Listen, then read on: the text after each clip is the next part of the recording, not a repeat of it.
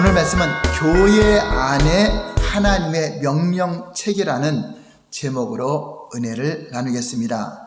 하나님은 어제나 오늘이나 영원토록 동일하신 분이십니다.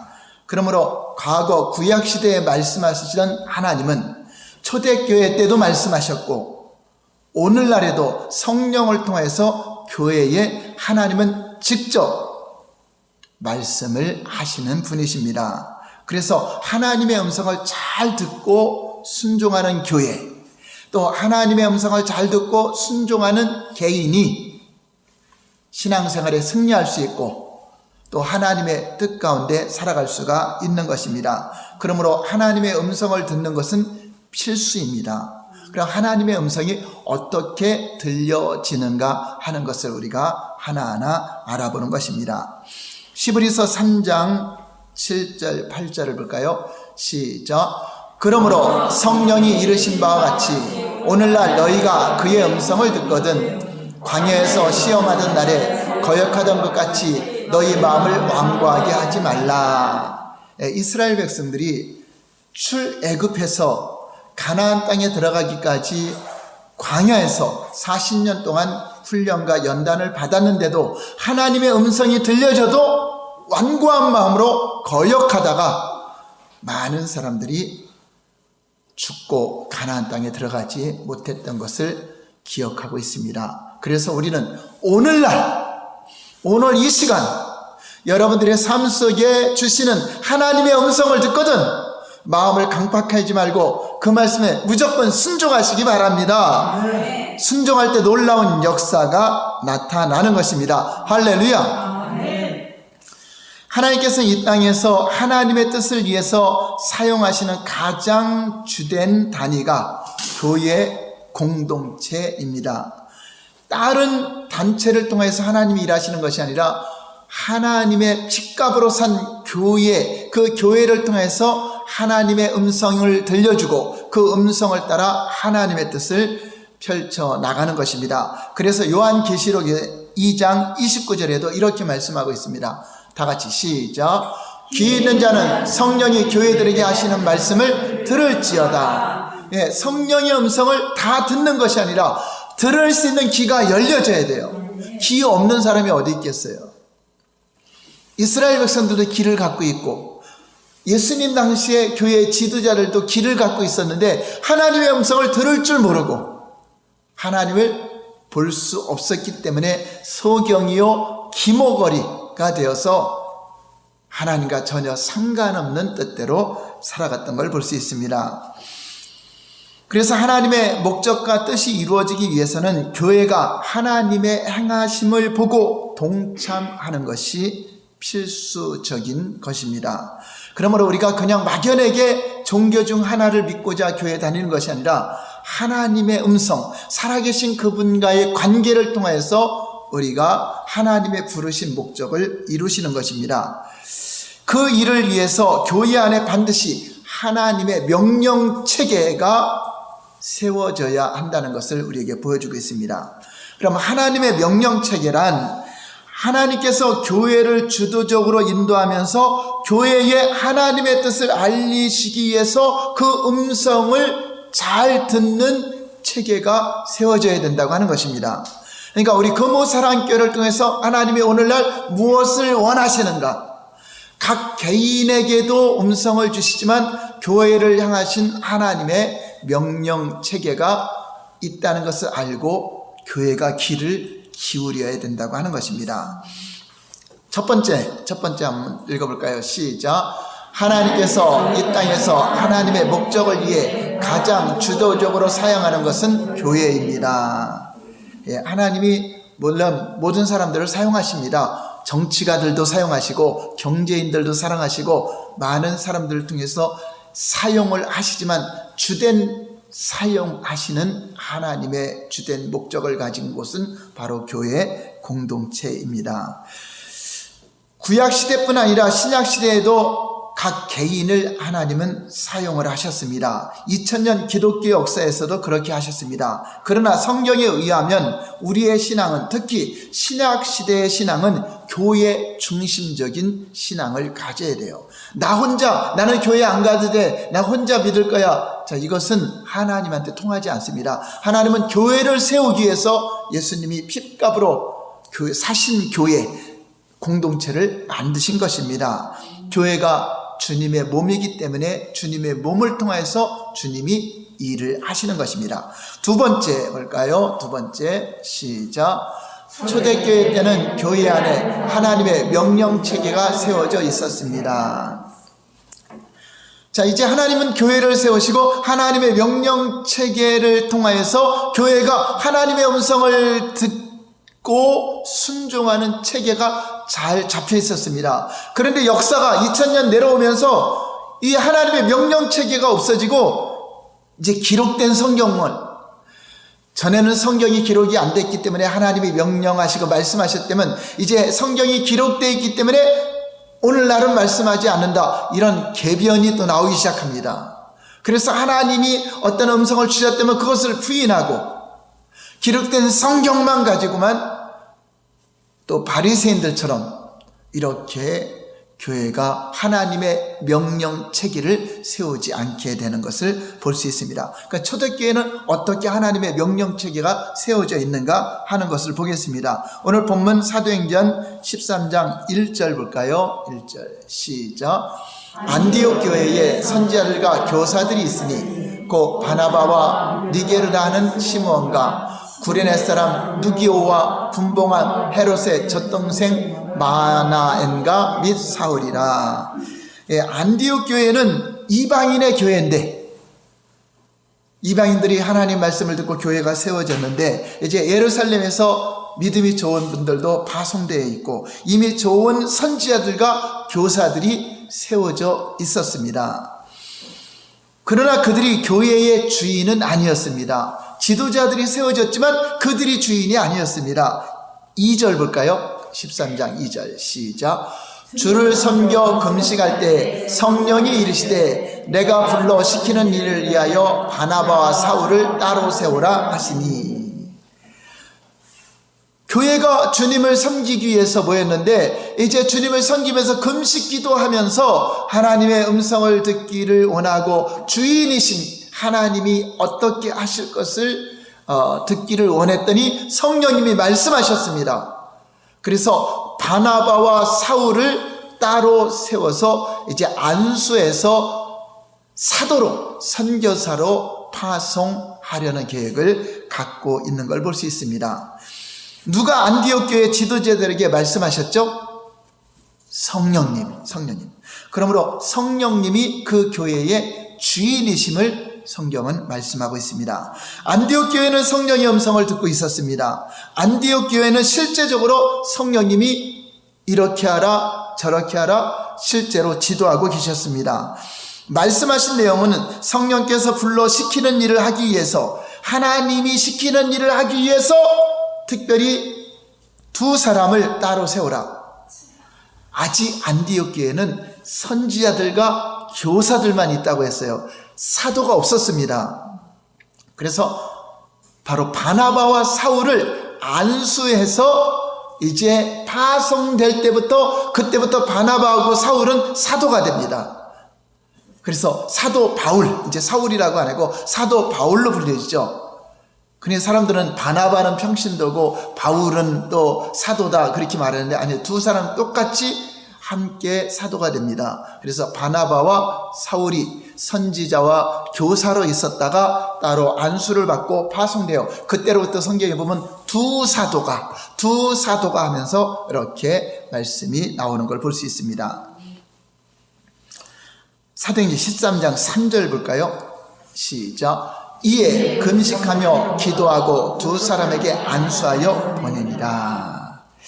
안디옥 교회는 성령께서 주신 음성을 듣고 그대로 순종합니다. 그리고 두 사도를 세워서 안수하여 선교사로 파송을 합니다.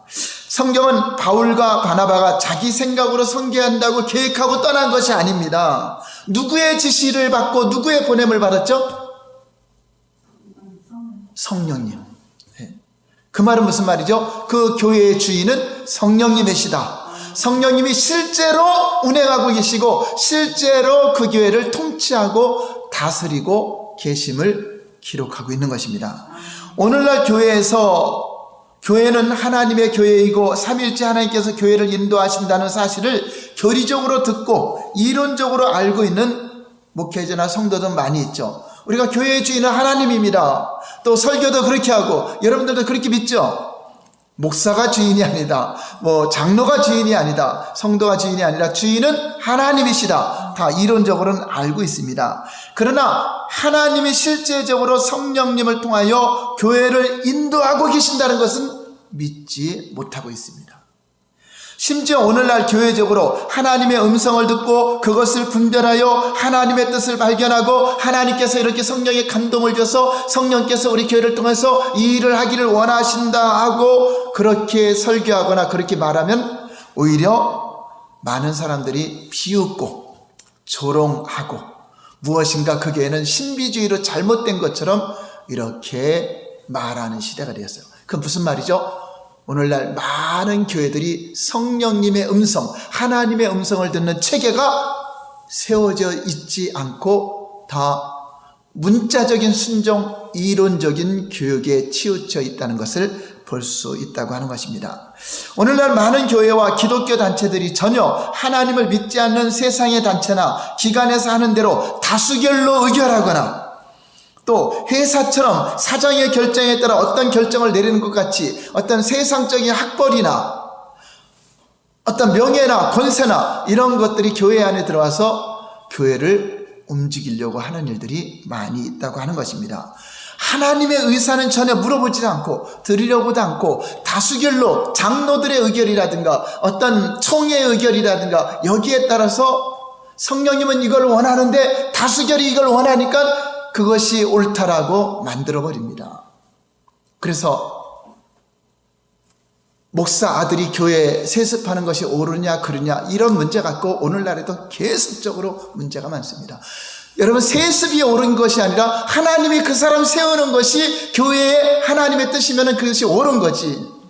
사람들이 봐갖고 이 사람이 더 학력이 높고 더 많은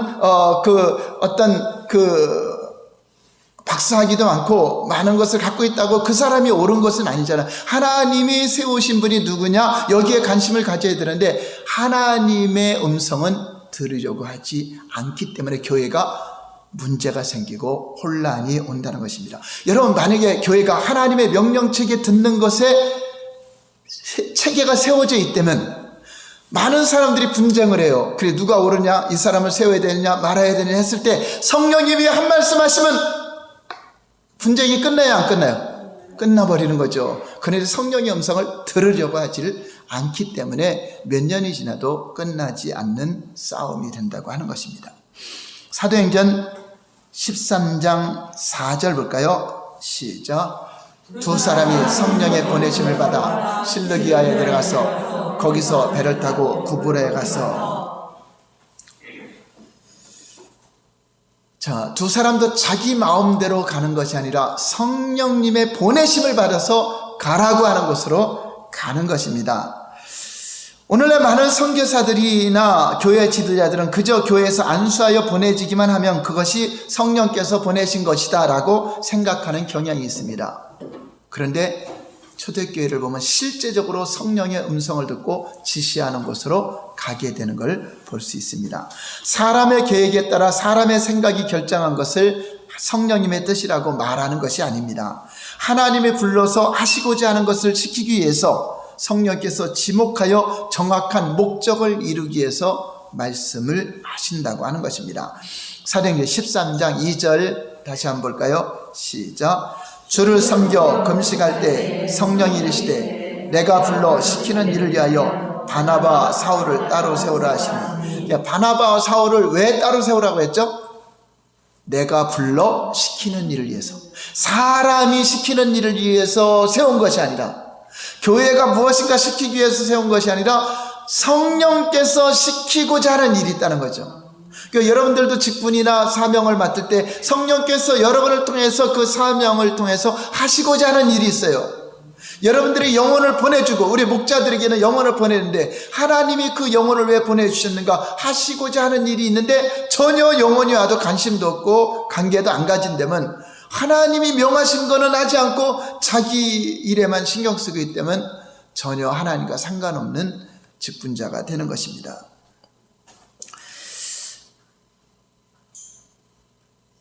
실제적으로 성령께서 교회에게 하시는 말씀을 잘 듣고 그것을 잘 분별하여 순종할 수 있어야 된다고 하는 것입니다. 세 번째 볼까요? 세 번째 시작. 하나님은 우리에게 행하심의 목적을 가지고 말씀하십니다. 그냥 우리에게 사랑하는 딸아 너 평안하다 너 잘되라 이 말만 하는 것이 아니라 무엇을 행할 것인가, 하나님의 지시하심이 행하심, 앞으로 나를 통하여 행하심을 보여주시고 그것을 말씀하신다고 하는 것입니다. 그래서 때로는 성령님께 순종하려면은 또 이상하다 소리도 듣고 또 정신적으로 잘못된 사람인 것처럼 들리기도 해요. 그럼에도 불구하고 우리가 성령님께 순종한다고 했을 때 하나님은 그 순종을 통해서 점진적으로 계속 말씀을 하십니다. 이제 주의 음성 듣기를 계속 이제 듣다 보면은 하나님은 왜 이 말씀만 하실까? 아니 그때 상황에서 그 말씀하시지만 또 단계별로 아브라함에게 처음에 본토 친척 아비 집을 떠나라고 말씀하셨지만 그 다음 단계로 가면서 독자 이삭을 바쳐라 여러 가지 깊은 관계까지 들어가는 걸 볼 수 있습니다. 하나님께서 아브라함을 찾으셨을 때 하나님은 하나님을 위한 한 백성을 세울 것을 계획하시고 아브라함을 불러서 한 이스라엘 민족을 만드신 것입니다. 또 하나님께서 모세를 부르실 때도 하나님은 이스라엘 백성들을 애굽에서 건지실 계획을 가지고 부른 것입니다. 그러니까 여러분들을 부른 것은 여러분 때문에 부른 것이 아니라 여러분 가족을 전도하라고, 여러분 사업장에 있는 영혼을 전도하라고 여러분을 먼저 부르셨다고 하는 것입니다. 모세를 부른 것도 모세만 구원하는 것이 아니라 모세를 통해서 더 많은 수많은 사람들을 구원하기 위해서 여러분들이 선택받았다 하는 것입니다. 마찬가지로 하나님께서 안디옥 교회에 말씀하실 때 하나님은 그 당시 온 소아시아 지역과 유럽까지 복음이 전파되고자 하는 놀라운 계획인데 그걸 누구를 시킬까? 그래서 눈여겨보고 있다가 그 사람을 믿음이 인정받고 하나님 열심히 충성하는 모습을 보고 하나님은 귀하게 쓰기 위해서 그 사람이 가는 곳에 성령과 권능을 더하시고 그를 통해서 놀라운 역사를 하시기 위해서 하나님은 말씀하시고 세우는 것입니다. 할렐루야. 그리고 안디옥 교회가 하나님의 음성을 잘 듣고 하나님은 바울과 바나바를 통해서 하시고자 하는 일을 계속적으로 할 수가 있었어요. 그런데 만약에 안디옥 교회가 하나님의 음성 듣는 체계가 없고 자기들끼리 그냥 좋아서 자기들끼리 하나님의 음성은 전혀 관심도 없고 열심히 모이기만 했다고 한다면 과연 하나님의 뜻이 세계까지 하나님이 이루고자 하는 뜻을 이룰 수 있겠는가 하는 것입니다. 하나님은 그러한 목적을 이루고 성취되게 하기 위해서 하나님의 놀라운 성령의 능력과 권능을 지원해주고 바울과 바나바를 하늘의 자원으로 공급하셔서 그들이 가는 곳마다 이적과 기사가 나타나게 하셨습니다. 그러므로 하나님의 목적은 인간의 자원이 아니라 하나님의 권능으로 다 지원하신데 단지 우리는 주의 음성에 순종만 하면 되는 겁니다. 거기에 필요한 자원, 거기에 필요한 모든 것은 하나님이 다 공급하심을 믿으시기 바랍니다. 그런데 우리의 계획을 갈 때 이 계획에다가 하나님께 지원해야 되니까 공급이 안 올 수 있는 겁니다. 하나님의 계획에 거기에 여러분이 동참할 때 하나님께 청구할 때 하늘에서 공급이 온다고 하는 것입니다. 그러나 사람들은 성령의 권능이 나타나면 하나님께 주목하는 것이 아니라 그 사람에게 주목하려는 경향이 있어요. 성령의 권능이 나타나면 하나님이 그 사람 등에 일하심을 봐야 되는데 그 사람이 뭐 특별한 일이 있는가, 그 사람에게만 역사하는구나 이렇게 생각을 합니다. 다시 말씀드린다면 예수님의 제자들이나 사도 바울은 저런 사람이니까 저렇게 훌륭한 사람이고 사도들이니까 그 많은 능력이 부어졌을 것이야, 우리하고는 전혀 틀린 사람들이야, 그렇게 생각한다면 잘못된 생각입니다. 하나님은 목적을 이루기 위해서 그 사도들뿐만 아니라 저와 여러분들도 지극히 작은 자라도 얼마든지 쓰시는 분이십니다. 권능 있게 하십니다. 여러분, 빌리 지사를 통해서도, 스데반 지사를 통해서도 표적과 기사가 나타났고, 사도들 못지않게 놀라운 이적이 나타나고, 중풍병자가 치유되고, 귀신이 떠나가고, 병든 자가 치유되는 표적과 권능을 나타냈다고 말하고 있어요. 초대교회는 집사들에게도 사도들에게도 동일한 권세가 나타났습니다. 사도행전 14장 3절 볼까요? 14장에 가서 어떻게 됐는가? 시작. 두 사도가 오래 있어 주를 힘입어 담대히 말하니 주께서 그들의 손으로 표적과 기사를 행하게 하여 주사 자기의 은혜의 말씀을 증언하시나니. 하나님의 말씀, 자기의 말씀을 증언하는데 그 말씀에 표적과 기사가 따르겠는데, 이제 13장에서 안수해서 보냈더니 14장에는 이제 바울과 바나바를 뭐라고 부르죠? 두 사도. 사도는 보냄을 받은 자, 하나님이 세워서 보냄을 받았다는 것입니다. 여러분들도 보냄을 받으면 사도적 권능이 나타날 것입니다. 하나님이 너 오늘 저 사람에게 가서 복음을 전해라. 오늘 너 일 안 해지? 그러면 내가 감동을 줄 테니까 누구를 생각나게 할 것이다. 그를 만나서 일부러 좀 식사도 하면서 복음을 전하라. 그럼 누가 보낸 거예요? 내가 간 거예요? 주님이 보낸 거예요? 그럼 거기에는 뭐가 나타나죠? 표적과 기사도 나타나기 때문에 담대하게 말씀을 증언하시기 바랍니다. 그래, 여러분들이 어떤 지인들을 만나는 것은 그냥 여러분들이 그냥 개인적인 일상이라고 생각하지 말고, 하나님이 이 날을 위해서, 오늘 만남을 위해서 그동안 이 사람과 교제를 갖게 했구나 해서 그 시간을 귀하게 여기고 하나님의 보냄을 받은 자로서 대화를 할 때, 여러분 자녀들도 하나님의 자녀를 양육할 수 있도록 여러분들이 그 가정의 보냄을 받고 그 시댁의 보냄을 받았다면, 그곳에 그 사명을 감당하려고 할 때 거기에 표적과 기사와 손으로 하는 모든 일에 하나님은 역사하실 것입니다. 성령님은 자신의 목적을 이루기 위해서 권능을 나타나는 것입니다. 사도행전 19장에 가서 이제 한참 지나갔죠. 이제 살동할 때 어떤 일이 나는가? 19장 11절 12절 시작. 하나님이 바울의 손으로 놀라운 능력을 행하게 하시니, 심지어 사람들이 바울의 몸에서 손수건이나 앞치마를 가져다가 병든 사람에게 얹으면 그 병이 떠나고 악기도 나가더라. 얼마나 성령의 능력이 흘러나왔는지, 그가 입던 옷이나 앞치마나 손수건이나 이것을 가져도 그 능력이 거기서 같이 나타나. 손수건에 여러분 능력이 있는 게 아니라 하나님의 권능이 그 믿음을 가지고 하는 자들에게 동일하게 나타났다는 것입니다. 오늘 저와 여러분에게도 여러분 입은 옷이나 여러분 손수건만 얹어도 병이 나는 놀라운 역사가 있음을 믿으시기 바랍니다. 할렐루야. 여러분 얼마나 재밌을까요? 주님이 함께하는 증거가 나타난다. 그렇죠? 여러분들도 건강을 회복하고, 여러분들도 가는 곳마다 한 번 안 된다고 해서 포기하지 말고 또 하고 하다 보면 진짜 성령의 능력이 흘러나오면 얼마나 역사가 일어날까. 여러분 전기는 눈에 안 보이잖아요. 그 전선에 전기는 눈에 안 보여요. 근데 전기가 흐르고 있다는 것을 믿어야 이 전선을 연결해서 전기불을 꽂으면 불이 들어오잖아요. 근데 못 믿으면 연결도 안 해줘. 에이, 무슨 눈에도 안 보이는데 전기가 있을까 하고 그냥 내버려두면, 스위치 안 켜면 불이 안 들어와요. 그런데 스위치를 켜는 순간 불이 들어온다는 것은 흐르는 전기가 나온다고 하는 것이에요. 저와 여러분 안에도 그 하나님의 능력이 흐르고 있어요. 순간, 손대는 순간 역사가 나타날 줄 믿으시기 바랍니다. 여러분 초대교회에 복음을 전하다 보니까 율법을 지켜야 되느냐, 율법을 지키지 말아야 되느냐, 그들에게 어떻게 가르쳐야 되는가, 예수 믿고 구원받는데 다시 하나하나 율법대로 살아야 된다고 가르쳐야 되느냐, 이것 때문에 문제가 생겼어요. 오늘날에도 많은 이런 의문을 갖는 사람들이 있죠. 자, 그럴 때 회의를 합니다.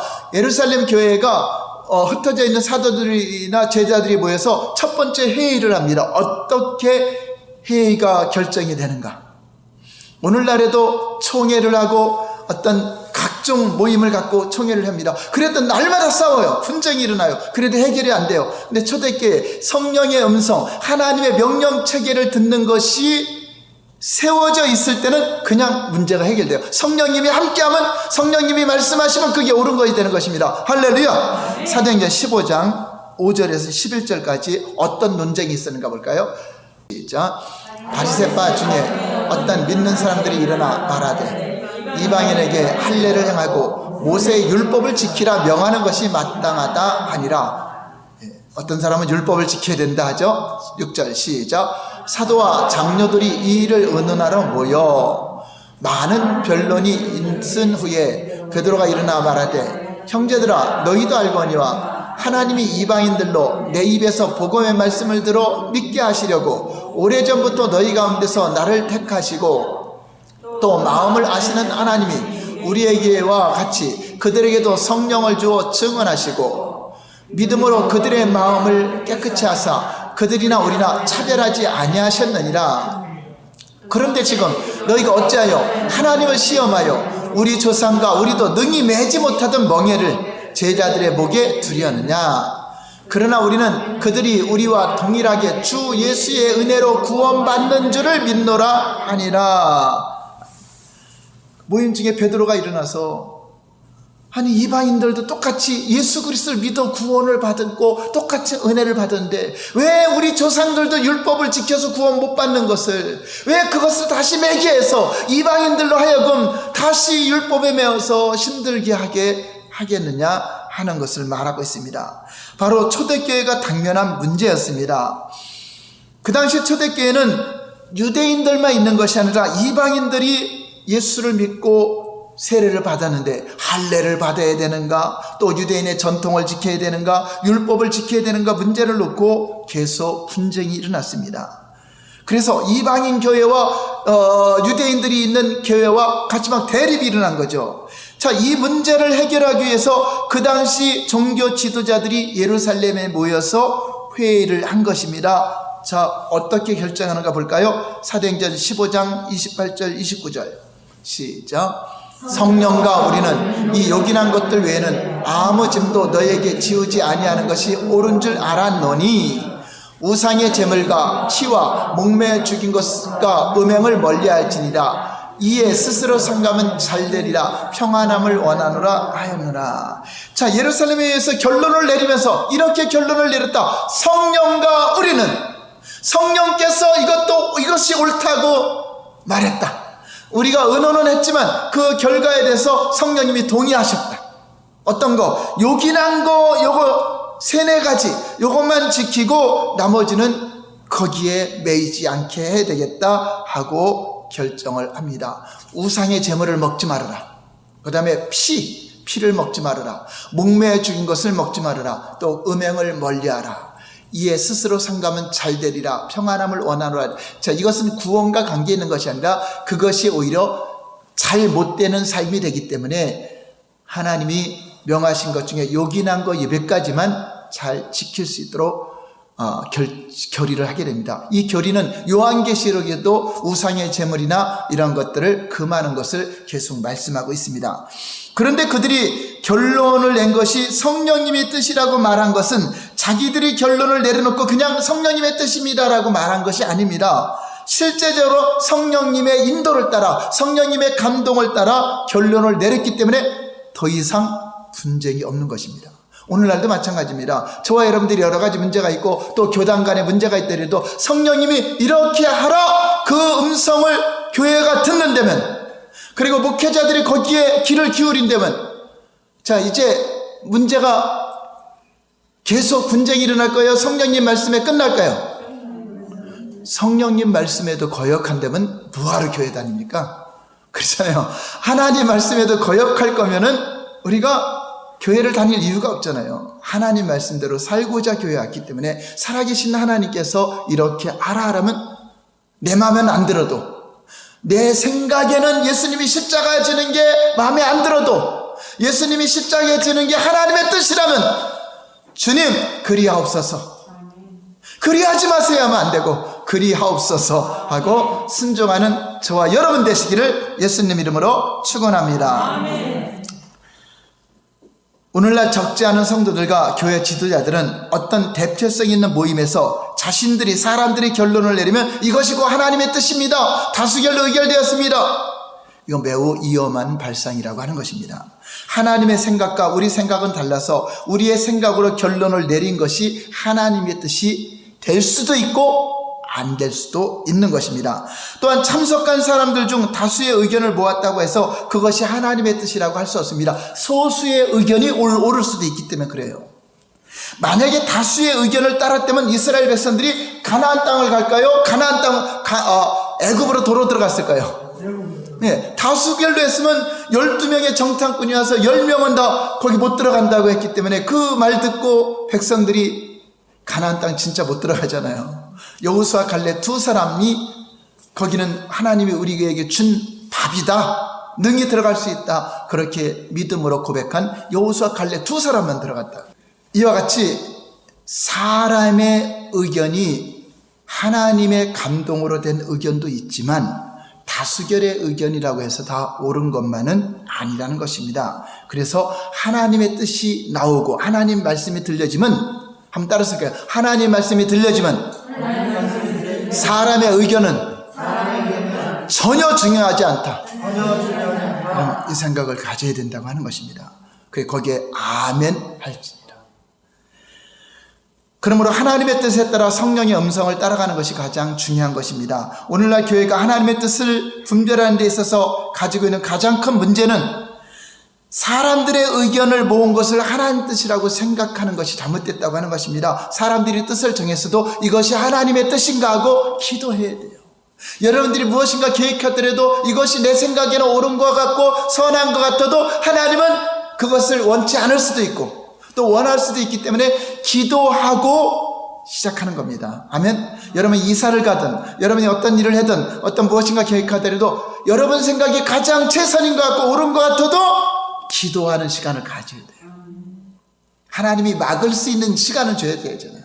그 잘못된 거면 막을 수 있는 시간, 또 하나님이 새롭게 지시할 그 시간은 줘야 된다고 하는 것입니다. 그러므로 교회는 신본주의로 하나님의 뜻이 가장 중요한 것이기 때문에 예수님의 몸인 구성원들이 하나님의 뜻을 이루기 위해서 모였다는 것을 여러분 잊지 마시기 바랍니다. 안디옥 교회와 초대교회 회의를 보더라도 초대교회는 하나님의 명령체계가 이렇게 세워져 있기 때문에 많은 일이 생겨도 분쟁은 쉽게 해결할 수가 있었던 것입니다. 만약에 그 당시 교회 안에 하나님의 명령체계가 세워져 있지 않았다면 그 결과는 어찌했겠습니까? 교회끼리 서로가 싸우고 분쟁이 어마어마했을 것입니다. 하나님 뜻과 상관없이 우리끼리 흩어지지 말자, 바벨탑을 쌓은 사람들이 어떻게 됐죠? 결국은 하나님 뜻이 아니기 때문에 흩어지잖아요. 창세기 11장 3절 4절 볼까요? 시작.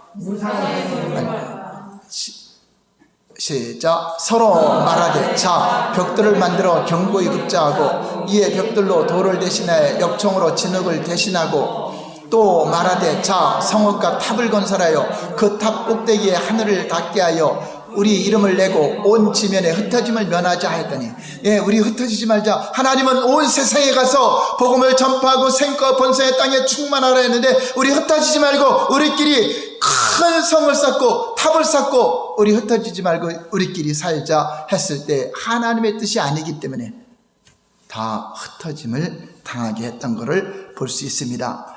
그러므로 예루살렘 교회가 흩어져서 복음을 전하지 않고 있을 때 핍박이 오고 박해가 옴으로써 사마리아 성 또 이방인들까지 복음을 전했던 걸 볼 수 있듯이 오늘날도 우리끼리 신앙생활 잘하자, 우리끼리 흩어지지 말자고 대형 교회로 크게 세워놓고 그 안에 계속 모아놓고 다른 데까지 가서 다 모아놓고 하다 보니까 계속적으로 교회 안에 분쟁이 생기고 문제가 생기는 경우도 있다고 하는 것입니다. 이제 정리하겠습니다. 우리가 머뭇거리고 있는 동안에도, 코로나19 때문에 우리가 위축되어 있는 동안에도 수많은 사람이 지금 지옥으로 들어가고 있습니다. 그래서 오늘날 하나님은 우리 거무사랑교회를 통해서 이웃사랑 119 전도 비전을 주신 것은 우연이 아닙니다. 우리가 마음이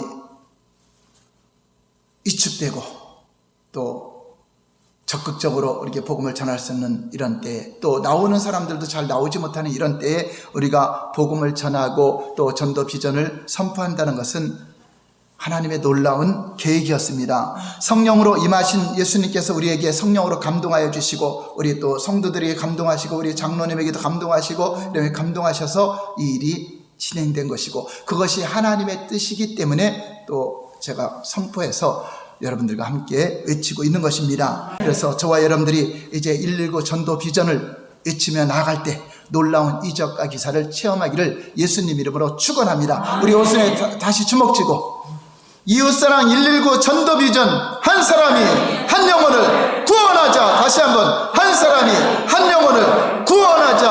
할렐루야. 기도하겠습니다. 하나님.